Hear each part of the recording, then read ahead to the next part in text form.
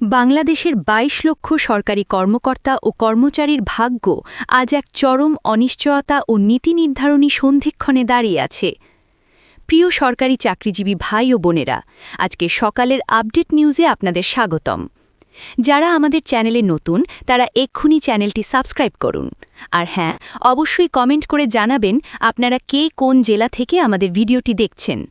তবে চলুন কথা না বাড়িয়ে আজকে সর্বশেষ সংবাদটি জেনে নিন। বৈষম্যহীন নবম পে স্কেল বা নতুন বেতন কাঠামো দ্রুত বাস্তবায়নের এক দফা দাবিতে এবার সরকারকে কঠোর ও চূড়ান্ত আল্টিমেটাম প্রদান করেছে দেশের সবচেয়ে বড় কর্মচারী জোট বাংলাদেশ সরকারি কর্মচারী দাবি আদায় ঐক্য পরিষদ।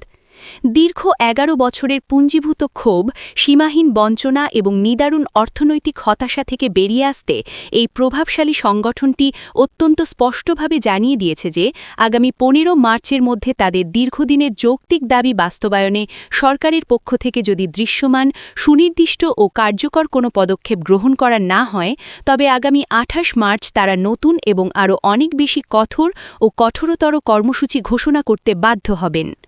গতকাল শুক্রবার ২০ ফেব্রুয়ারি ২০২৬ তারিখে সংগঠনের কেন্দ্রীয় কার্যালয়ে অনুষ্ঠিত এক জরুরি সভা শেষে সদস্য সচিব মোহাম্মদ মাহমুদুল হাসান ও মুখ্য সমন্বয়ক মোহাম্মদ ওয়ারিস আলী স্বাক্ষরিত এক অত্যন্ত বিস্তারিত ও তথ্যবহুল সংবাদ বিজ্ঞপ্তিতে এই ঘোষণা এবং ভবিষ্যৎ আন্দোলনের পূর্ণাঙ্গ রোডম্যাপ গণমাধ্যমকে জানানো হয়।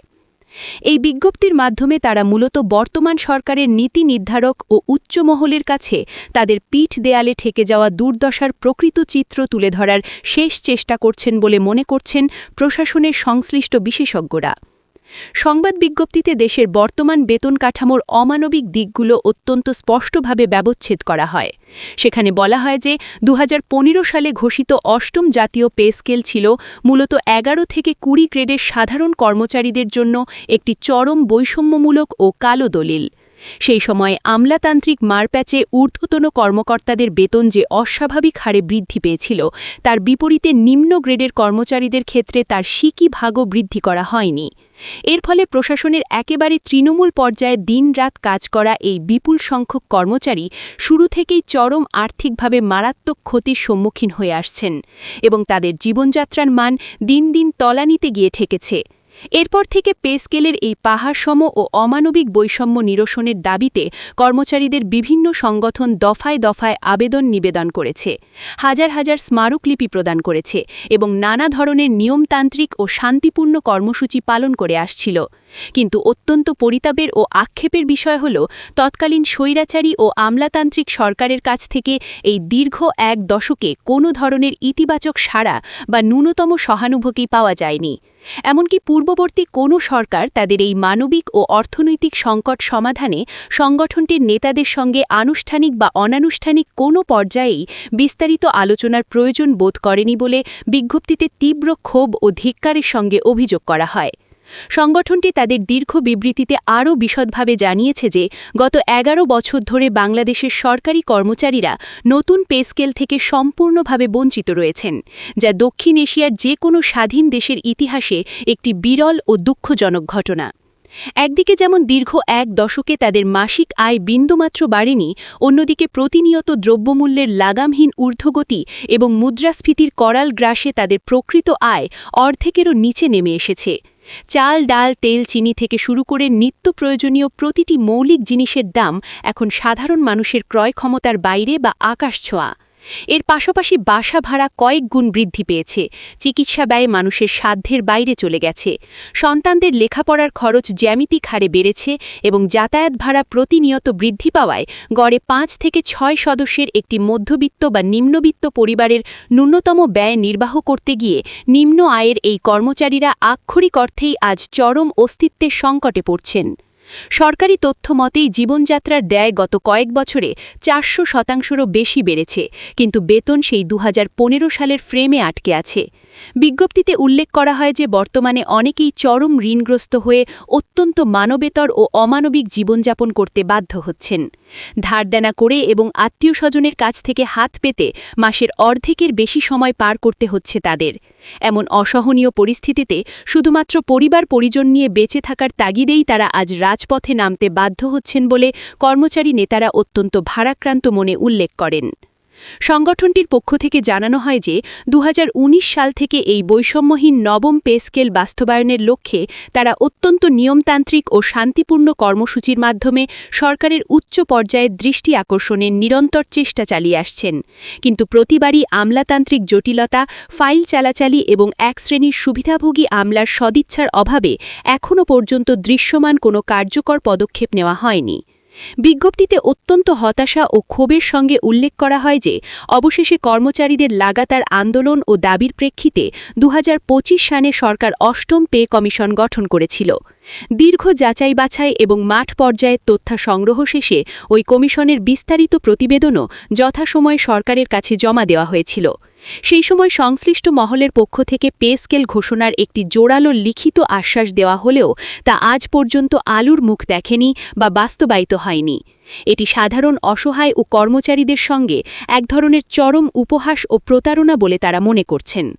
তাই বর্তমান জনবান্ধব ও গণতান্ত্রিক সরকারের কাছে তাদের বিনীত কিন্তু অত্যন্ত দৃঢ় প্রত্যাশা হল দ্রুততম সময়ের মধ্যে সকল প্রকার আমলাতান্ত্রিক প্রতিবন্ধকতা ও লাল ফিতার দৌরাত্ম্য দূর করে একটি সম্পূর্ণ বৈষম্যহীন ও যুগোপযোগী নবম পে স্কেল বাস্তবায়নের চূড়ান্ত ঘোষণা দেওয়া হোক।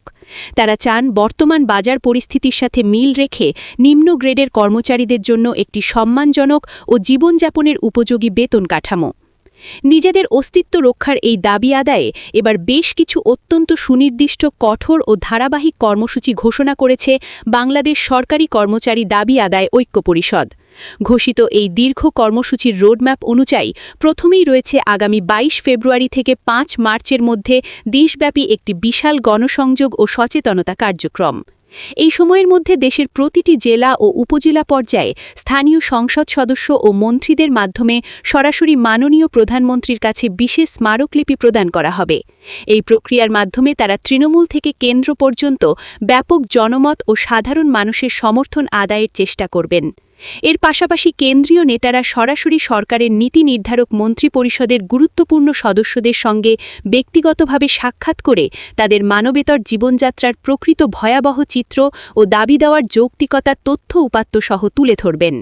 এছাড়া আসছে পবিত্র মাহে রমজান মাস জুড়ে দেশের সকল বিভাগীয় শহরগুলোতে বিশাল বিশাল প্রতিনিধি সমাবেশ, ইফতার মাহফিল ও বিভিন্ন সাংগঠনিক কর্মসূচি পালন করা হবে। ঢাকা, চট্টগ্রাম, রাজশাহী, খুলনা, বরিশাল, সিলেট, রংপুর ও ময়মনসিংহ বিভাগের সকল সরকারি দফতরের কর্মচারীদের এই পবিত্র মাসের শপথ গ্রহণ করানোর এবং কর্মসূচিতে সম্পৃক্ত করার ব্যাপক প্রস্তুতি ইতিমধ্যেই সম্পন্ন করা হয়েছে।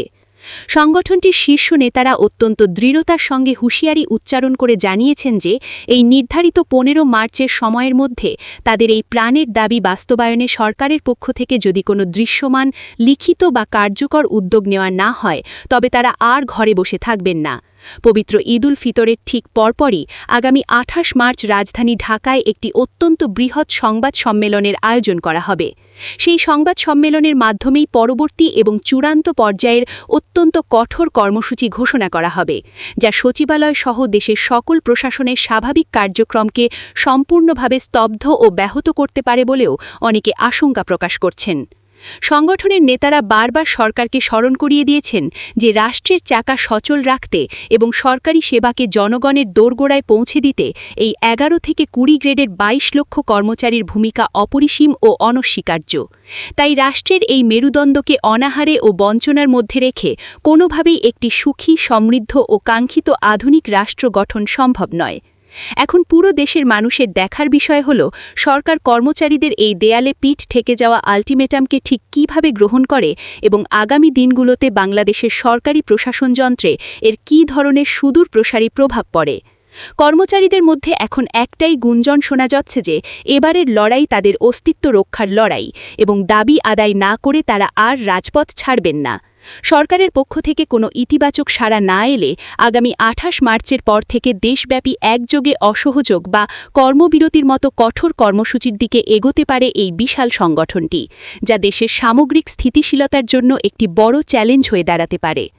ঐক্য পরিষদের এই বিজ্ঞপ্তির মাধ্যমে তারা কেবল বেতন বৃদ্ধির কথা বলছে না, বরং তারা আবাসন সুবিধা বৃদ্ধি, চিকিৎসা ভাতা কমপক্ষে ৫,০০০ টাকায় উন্নীত করা, যাতায়াত ভাতা বর্তমান বাজার দরের সাথে সমন্বয় করা এবং ১১ থেকে ২০ গ্রেডের কর্মচারীদের জন্য রেশন ব্যবস্থা চালুর মতো অত্যন্ত মানবিক ও যৌক্তিক দাবিগুলোও সামনে নিয়ে এসেছে।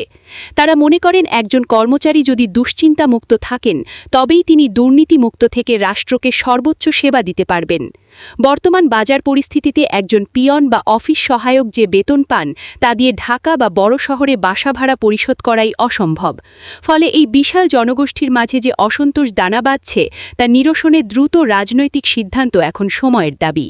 সরকার যদি অবিলম্বে কর্মচারীদের সাথে আলোচনায় না বসে এবং তাদের অস্বস্ত না করে, তবে আগামী মার্চ মাস থেকে দেশের প্রতিটি সরকারি দফতরে কাজের গতি স্থবির হয়ে পড়ার প্রবল সম্ভাবনা রয়েছে, যা কোনোভাবেই রাষ্ট্রের কাম্য হতে পারে না।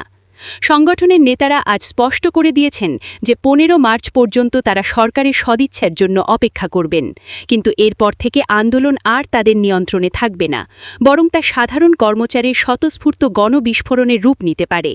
বর্তমান